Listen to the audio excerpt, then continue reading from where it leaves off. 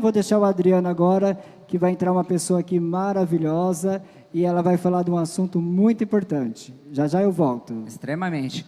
Mas, antes de chamar ela, eu vou falar sobre quem ela é, antes de chamar o nome dela. Ela é formada em Direito e fundadora da Comissão da Diversidade Sexual e Combate à LGBTfobia da 12ª Subseção de Ribeirão Preto, da OAB. Chega aqui até nós, fazendo um favor, doutora Carolina Aran, tudo bem? Beijinho de longe. Fica à vontade. Se quiser, pode se esticar. Pode. Que delícia. Eu vi aqui que você tem uma área de atuação voltada à questão das transexuais no meio prisional, né? Isso. Eu sou criminalista e eu sou criminalista e trabalho com essa área. Uhum. É um tema meio sofrido para falar, mas eu acredito que dentro de uma parada que é um momento de festa, mas também um momento de visibilidade, de movimento de afirmação, nós temos que tratar desse assunto tão triste e tão importante no momento. Nós estamos falando de uma situação de total abandono no sistema carcerário. Nós estamos falando de uma situação de que as pessoas estão sendo presas e não estão sendo tratadas com o seu direito, que deve ser tratado, o direito de direitos humanos, a sua preservação de direitos e identidades. Começamos esse problema quando a pessoa é presa. Normalmente, nós estamos falando da transmulher e da travesti, que existe todo um abandono, normalmente existe um abandono da família, e elas acabam caindo numa situação de periferia. No momento que elas caem nessa situação, que é um abandono do Estado, um abandono de políticas públicas, educacionais e de saúde, elas acabam se prostituindo. Eu não estou falando todas, eu estou falando uma grande parcela dessa população. Quando isso acontece, elas vão para a periferia da cidade se prostituir. Nesse momento, começa uma situação de caça, onde elas são tratadas, a priori, como bandidas. Em segunda instância, quando elas são abordadas pela polícia, elas não são ouvidas, não são respeitadas no seu nome social, não são respeitadas nos seus direitos, e que toda a legislação lhe prevê. Elas nem têm as garantias constitucionais previstas em lei. São abordadas, são presas, levadas para a delegacia, e lá começa outra jornada de desespero e desamparo, onde elas não são levadas em consideração, são feitas piadas, situações de deboche, situações de minimização da sua condição de mulher, de transmulher e travesti, e que tudo que é falado não é levado em consideração. Nunca tem direito, sempre é uma brincadeira, sempre é uma situação de minimizar o direito e a fala dessa pessoa. Bom, no momento que elas são presas, são levadas para uma penitenciária ou para um CDP, que é um sistema provisório de prisão, elas entram com já uma situação de que a sua genitália é levada em consideração. Elas são levadas para um sistema prisional masculino. Nesse momento, começa uma total falta de respeito, abandono e crueldade dessa população. Normalmente, elas não podem usar suas roupas de baixo, calcinha e sutiã, e tem que usar uma roupa masculina. Elas, normalmente, têm que cortar o cabelo e as unhas, e são raros os lugares que respeitam isso. E, nesse momento, elas são levadas para o seguro. O seguro nada mais é do que a parte do sistema que é reservada para os criminosos sexuais, ou aqueles que o partido do crime não aceita, os crimes que eles estão sendo acusados ou estão sendo apenados. Nesse momento, normalmente, elas são violentadas, elas são torturadas, e o sistema fica cego a elas. É negado às mesmas o direito ao tratamento hormonal, porque esse direito não existe no sistema prisional, tem que ser intermuro, e esse sistema, elas têm que sair lá de dentro para tomar os seus hormônios, que não é só uma questão de beleza, e sim uma questão de saúde.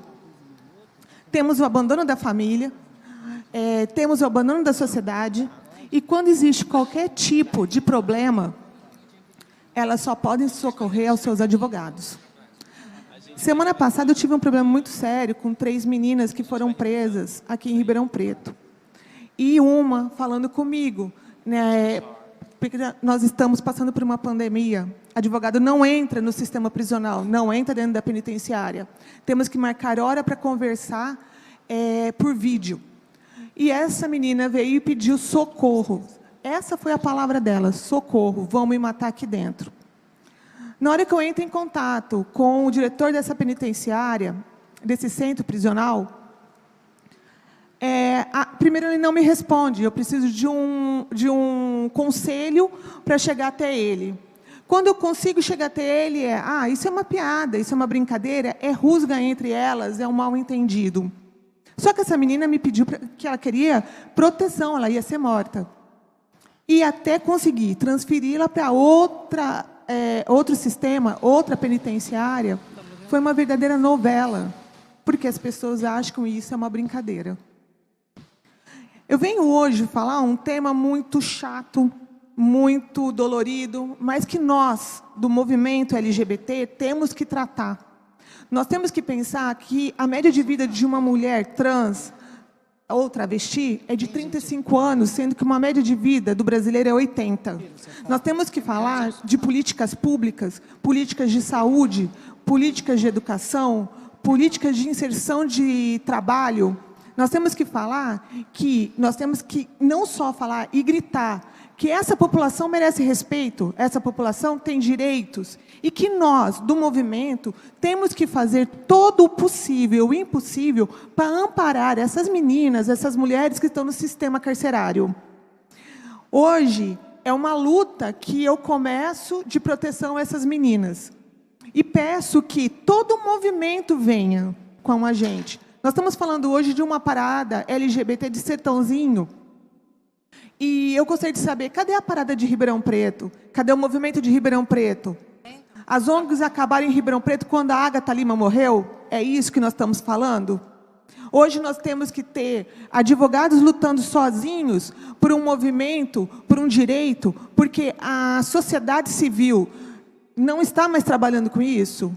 Nós estamos numa pandemia onde nós, advogados, não estamos entrando dentro do sistema prisional. Se nós não estamos entrando lá, quem está entrando? Quem está por elas? É isso que eu venho dizer para vocês. Mas eu não venho só dizer coisas ruins. Sexta-feira agora, o CNJ publicou uma resolução no qual determina que o gênero, a autodeclaração de gênero, tem que ser considerada pelo juiz na hora da prisão. E que o juiz, sim, em audiência, vai perguntar para a presa qual é a sua autodenominação de gênero, sua autodeclaração de gênero. E essa autodeclaração tem que ser explicada muito bem para a pessoa que está sendo presa, para ela entender que ela vai ser direcionada pelo possível situação, porque toda a resolução tem esses senões, possível, o quanto possa. Elas vão ser direcionadas para o sistema prisional que lhe proteja e lhe garanta mais. Só que hoje nós temos uma realidade dura, com uma resolução que venha trazer alguma melhora. Só que para isso nós precisamos de capacitação dos funcionários do sistema prisional, capacitação da polícia militar, capacitação da polícia civil. Eu não estou dizendo que as mulheres trans ou as travestis, elas têm que ser impunes pelos crimes que possivelmente possam cometer. Mas eu estou dizendo que a lei tem que ser igual para todos, e não só para uma camada privilegiada da sociedade. É essa a minha fala hoje. Que ótimo. É uma situação alarmante. Eu fico muito grato, porque é um universo que nós LGBTs estamos aqui no nosso cotidiano, que a gente às vezes não enxerga, porque passa diante dos nossos olhos, porque são gritos que não chegam até a gente, porque está dentro de um sistema prisional, né? E eu acho assim, se a pessoa errou, pague pelo crime, não tem importância, tem a lei para isso. Mas assim, dentro das regras da lei. Agora, se você chega, começa a destratar um ser humano baseado nos seus valores de identidade de gênero e orientação sexual, então você começou a agir oriundo à lei. Então, a gente tem que observar através daí se há esses excessos e denunciar, né? Porque eu acho que as travestis já são marginalizadas no cotidiano, fora do sistema prisional, até que chega num certo ponto que ela acaba caindo no sistema prisional, de tanto que a sociedade massacra por falta de reconhecimento da cidadania do público transexual. Não é mesmo? Eu acredito que a nossa luta pelo movimento, o movimento LGBT, ela continua. Tivemos grandes conquistas nos últimos anos, grandes conquistas em pouquíssimos anos agora, porque nós tivemos toda uma mudança em período curto. Só que nesses últimos 2 anos nós tivemos um retrocesso. Nós tivemos retrocessos de valores, julgamentos. E isso é uma situação que nós temos que ficar muito atentos. Nós somos defensores de direitos humanos. LGBT está dentro dos direitos humanos. E a camada mais sensível, sim, é o T.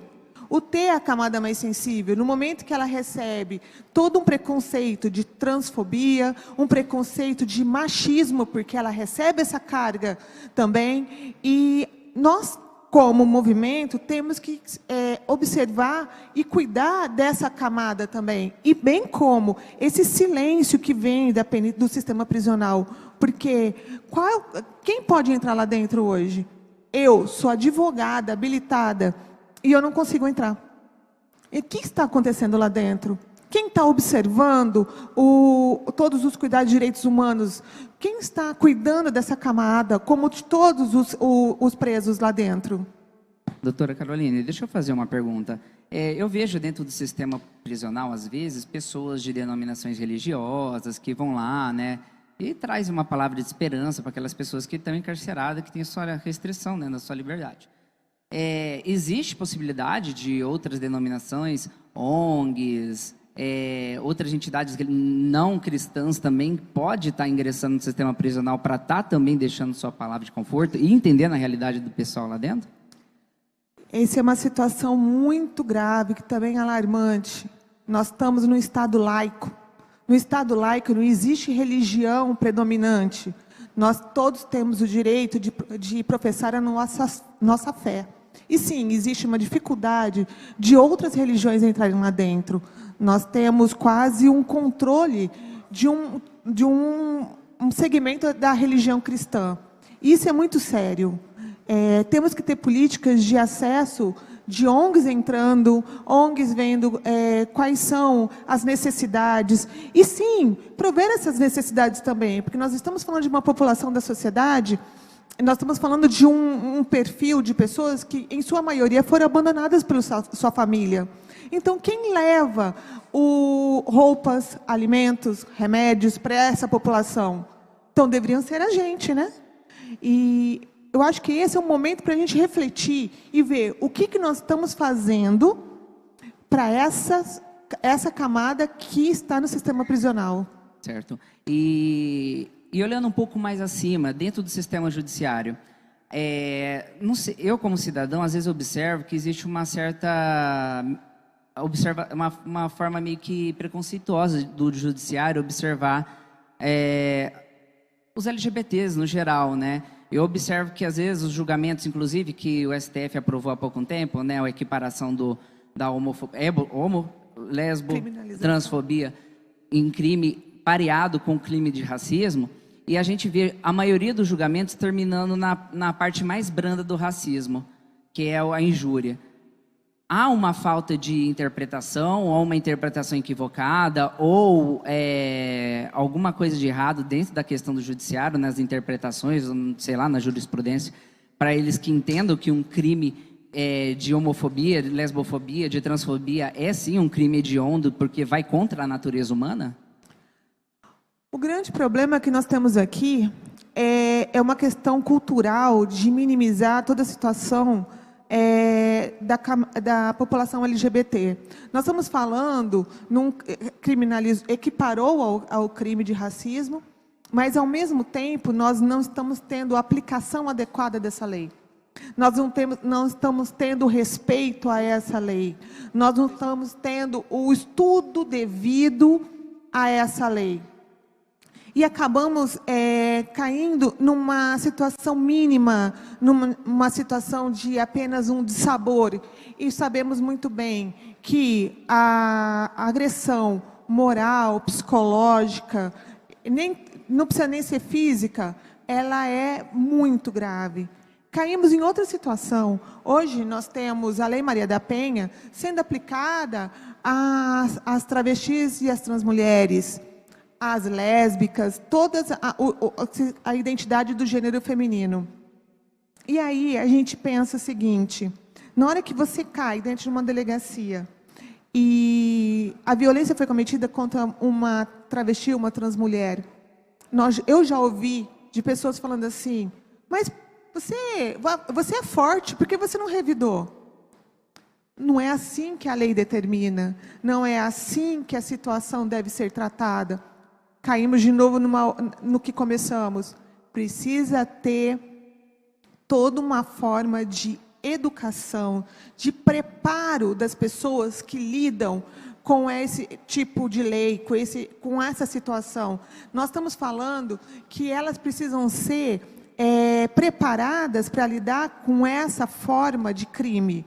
Porque, sim, ele existe, ele dói e ele mata. Fico muito feliz pela sua presença. Eu fiquei... tinha uma portinha trancada ali na minha mente, pá, abriu. Essa área do sistema prisional realmente eu não conhecia. Eu fico muito grato. Nunca é tarde da gente estar aprendendo coisas novas. Então, pessoal, caso você fique sabendo que tenha casos de violência trans no sistema prisional, você, mãe, pai, marido de trans, ou mulher de homem trans também, que seja, e houve alguma possível denúncia dentro do sistema prisional, você pode procurar aqui, né, a 12ª subseção da OAB de Ribeirão Preto, conversar com a doutora Carolina Aran, para ela orientar certinho, para como, né, dar o andamento nessas situações, né? Então, eu gostaria, se fosse possível, deixar o meu contato. Eu trabalho com o movimento LGBT desde 2012. E, realmente, desde 2017 eu ando meio parada, mas acompanhando todas as mudanças, e toda vez que as meninas ou os meninos me chamam para alguma situação de necessidade de um apoio jurídico, eu estou do lado. E eu gostaria de deixar meu e-mail e meu WhatsApp, caso alguém precise de ajuda, uma orientação. O meu e-mail é carolharam@yahoo.com.br e o meu WhatsApp é 16 981 07 3161. Estou à disposição, gente. É isso aí. Entrevistamos, então, a Carolina Aran. Moço, muito obrigado de coração pelo esse convite e esperamos você em outros possíveis lives aí, tudo bem? Eu agradeço muito. Beijo. Bom, vamos lá? Doutora, muito obrigado, viu? Maravilhosa a sua explicação aí para nós, tá bom? Eu que agradeço. Obrigadão. Até mais.